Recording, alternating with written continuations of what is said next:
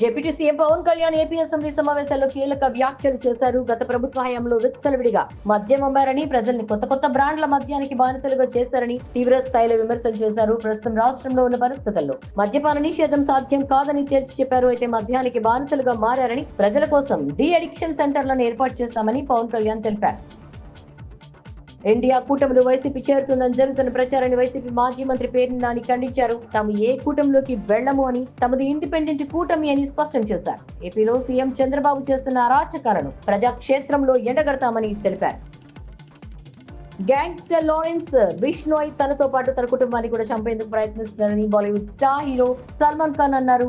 తన ఇంటిపై దాడి జరిగిన విషయం తనకు తెలిసిందని పోలీసులకు వాంగ్మూలం ఇచ్చాడు. అన్ని వేళలా అప్రమత్తంగా ఉండాలని బంధువులకు సూచించాడు. ఏప్రిల్ 14న సల్మాన్ ఇంటిపై బైక్లపై వచ్చిన వ్యక్తులు కాల్పులు జరిపిన సంగతి తెలిసిందే. తాజాగా ఈ ఘటనపై పోలీసులు ఛార్జ్ షీట్లు దాఖలు చేశారు. బీజేపీ నేతలకు దూరంగా ఉండాలని సమాజ్వాదీ పార్టీ నాయకులను ఆ పార్టీ అధినేత అఖిలేష్ యాదవ్ హెచ్చరించారు. బీజేపీ నేతలను సమాజ్వాదీ పార్టీలోకి తీసుకోవడాన్ని సమర్థించే ఎవరినైనా ఉపేక్షించేది లేదు అన్నారు. బీజేపీలో అయోమయంలో ఉండడంతో నాయకులంతా సేఫ్ జోన్ చూసుకుంటున్నారని, అలాంటి వారిని తమ పార్టీలో చేర్చుకోవద్దని అఖిలేష్ స్పష్టం చేసినట్టు తెలుస్తోంది. కాగా 2027లో యూపీలో అసెంబ్లీ ఎన్నికలు జరగనున్నాయి. క్రమంలో ఆయన నేతలకు దిశానిర్దేశం చేశారు.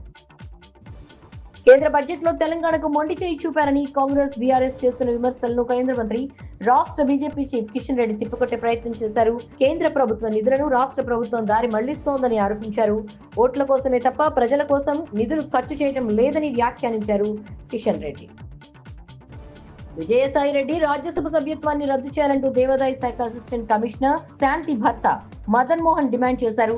విజయసాయి రెడ్డి, పోతిరెడ్డి సుభాష్ డిఎన్ఏ టెస్ట్ చేయించుకుని తమ శీలాన్ని నిరూపించుకోవాలన్నారు. ముఖ్యంగా విజయసాయి రెడ్డి డిఎన్ఏ టెస్ట్ చేయించుకోవాల్సిందే అని పట్టుబట్టారు. ఆయన రాజ్యసభ సభ్యత్వాన్ని రద్దు చేయాలని కోరుతున్నామన్నారు. రాష్ట్రపతిని, రాజ్యసభ చైర్మన్ ను కలుస్తామని మదన్ మోహన్ వెల్లడించారు.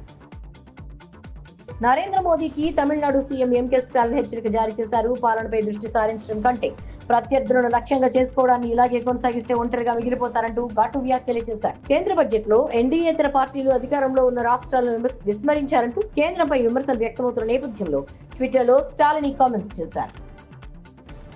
ఢిల్లీలో నేను వైసీపీ తెలిపిన నిరసనతో వైసీపీ ఇండియా కూటమిలో చేరనుందా అనే ప్రచారం మొదలైంది. దీనిపై సజ్జల రామకృష్ణారెడ్డి స్పందించారు. వైసీపీ ఒక బలమైన పార్టీ అని, కేవలం ఎన్నికల్లో ఓట్ల కోసమే అన్నట్టుగా పొత్తు పెట్టుకోకూడదన్నది జగన్ సిద్ధాంతమని వెల్లడించారు. గత 12 ఏళ్లుగా సిద్ధాంతం ప్రకారమే పార్టీని నడిపిస్తున్నామని చెప్పారు. ఇప్పుడు కూడా అదే సిద్ధాంతానికి కట్టుబడి ఉన్నామని సజ్జల చెప్పారు. అమరావతిపై కేంద్ర ప్రత్యేక దృష్టి సారించిందన్న విషయాన్ని నిన్నటి బడ్జెట్ ప్రకటనలో స్పష్టమైంది.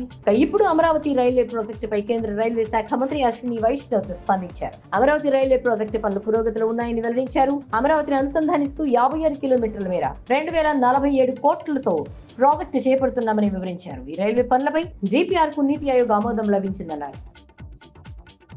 ఏపీ విద్యాశాఖ మంత్రి నారా లోకేష్ తల్లికి వందనం పథకంపై స్పష్టత ఇచ్చారు. ఎన్నికల సమయంలో ఎన్డీఏ కూటమి ఇచ్చిన హామీ ప్రకారం ఒక ఇంట్లో ఎంతమంది ఉంటే అంతమంది పిల్లలకు తల్లికి వందనం పథకం వర్తిస్తుందన్నారు లోకేష్. అలాగే ప్రభుత్వ, ప్రైవేట్ స్కూళ్లకు వెళ్లే విద్యార్థులకు వర్తిస్తుందని తెలిపారు. తల్లికి వందనం పథకంలో ఎలాంటి లోటుపాట్లు లేకుండా మార్గదర్శకాలను రూపొందిస్తున్నామన్నారు. ఈ పథకం అమల్లో వచ్చే విద్యా సంవత్సరానికి సంబంధించి అందరితో చర్చించిన తర్వాతే నిర్ణయాలు తీసుకుంటామన్నారు నారా లోకేష్.